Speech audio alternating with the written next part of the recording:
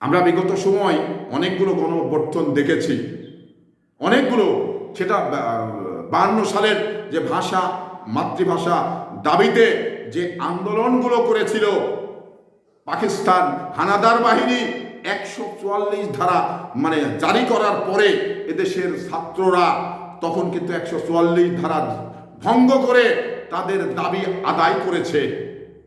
তো এই জিনিসগুলো আমাদের খেয়াল রাখতে হবে, কারণ আজকে যারা মানে গণ অভ্যুত্থানে কখনো কিন্তু বৃথা যায়নি, সফলতা এসছে।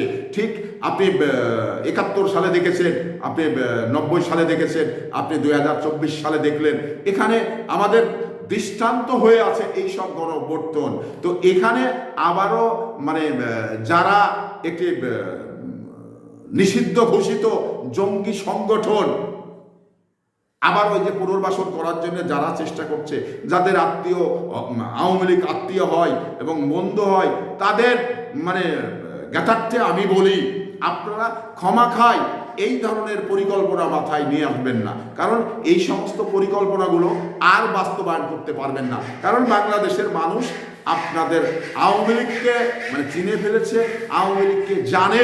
তো কাজেই আওয়ামী লীগকে নতুনভাবে জনগণের সঙ্গে পরিচয় দেওয়ার মতো কিছু নেই। আওয়ামী লীগের পরিচয় আওয়ামী লীগ নিজেই দিয়েছে। তাই আওয়ামী লীগের অবস্থান এই বাংলাদেশের বাইরে হবে, বাংলাদেশে আর হবে না।